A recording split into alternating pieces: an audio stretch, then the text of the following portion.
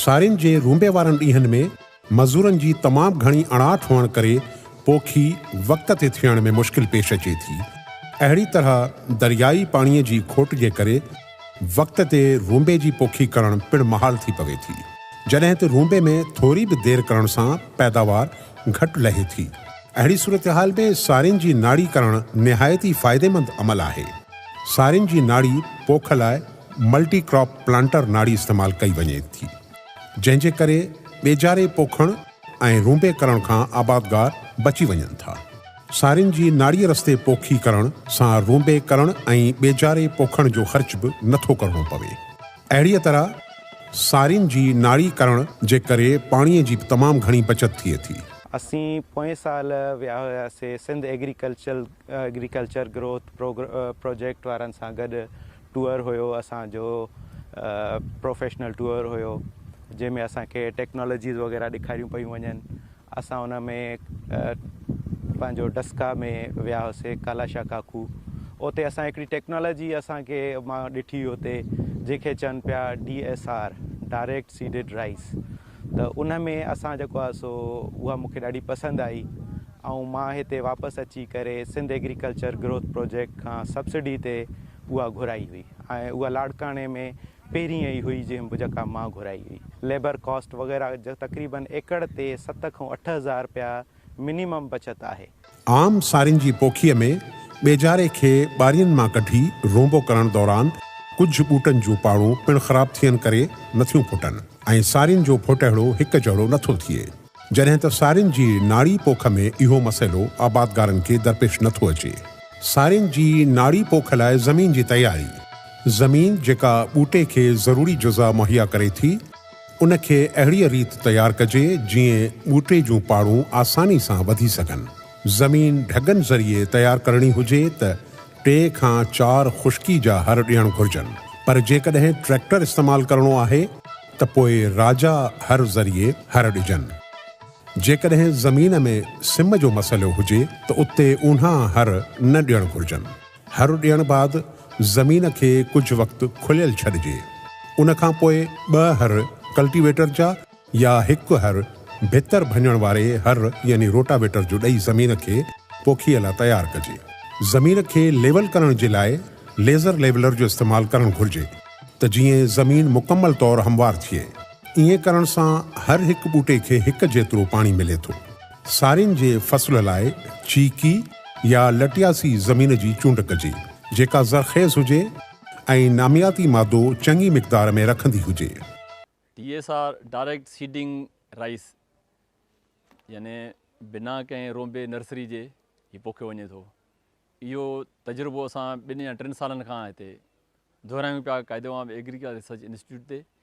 जेका आम प्रैक्टिस हुई रोंबे वारी ऐं डायरेक्ट सीडिंग वारी, उन में असां रिज़ल्ट जेको ॾिठोसीं यील्ड पर एकड़ उहो उन खां वधीक आयो। 80 मण फी एकड़ जे हिसाब सां एरी 6 में असां हिन में अॻिले साल वरितो आहे ऐं हिन साल बि असां उन ते अञा वधाए करे मुख़्तलिफ़ वेराइटीज़ ते DSR जे लॻायो आहे। ॿिज जो मिक़दार ऐं ॿिज पोखणु। सारिन जी ख़ुश्कीअ में पोखीअ लाइ तयारु ख़ुश्क ज़मीन में सारिन जो निज ऐं सिहतमंद ॿिज 20 किलोग्राम फी एकड़ जे हिसाब सां नाड़ी करणु घुरिजे। नाड़ी करण वक़्तु 2 कतारुनि जे विच में 20-25 सेंटीमीटर मुफ़ासिलो रखण सां बहितर पैदावार हासिल थींदी। नाड़ी ट्रैक्टर वसीले सारिन वारी नाड़ी ज़रिए करे सघिजे थी। जेकॾहिं किन सबबनि करे नाड़ी करणु मुमकिन न हुजे त तयारु ज़मीन में 1 करो ॿिज छटे ज़मीन में हल्के हर ज़रिए मिलाए छॾणु घुरिजे। ॿिज खे दवा हणणु। ॿिज खे बीमारियुनि खां बचाइण वास्ते पोखण खां 2 हफ़्ता पहिरीं टॉप्सन एम ज़हर जा 2.5 ग्राम फी किलोग्राम ॿिज जे हिसाब सां लॻाइण खां पोइ पोखणु घुरिजे ऐं ज़हर जे इस्तेमाल लाइ कंहिं वेझे ज़रई माहिर सां राब्तो कजे। नाड़ी पोख ज़रिए ख़ुश्क ॿिज खे ज़हर लॻाइण खां पोइ नाड़ीअ ज़रिए पोखे सघिजे थो। इन लाइ ज़मीन जो वट में हुजणु तमामु ज़रूरी आहे। ॿिज ऐं भाण जो इस्तेमालु नाड़ी जे ज़रिए बि करे सघिजे थो, पर इन ॻाल्हि जो ख़्यालु रखणु घुरिजे त 1 लाइन खां ॿी लाइन जो मुफ़ासिलो 9 इंच हुजे ऐं ॿिज 1.5 इंच खां वधीक गहरो न वञे।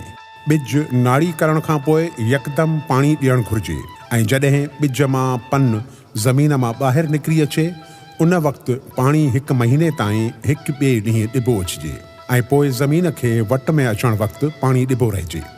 1 या 2 चकर पूरो कराइण खां पोइ मशीन खे मथे खणी सभिनी सुराखनि खे चेक करणु तमामु ज़रूरी आहे त जीअं को सुराख बंदि न हुजे।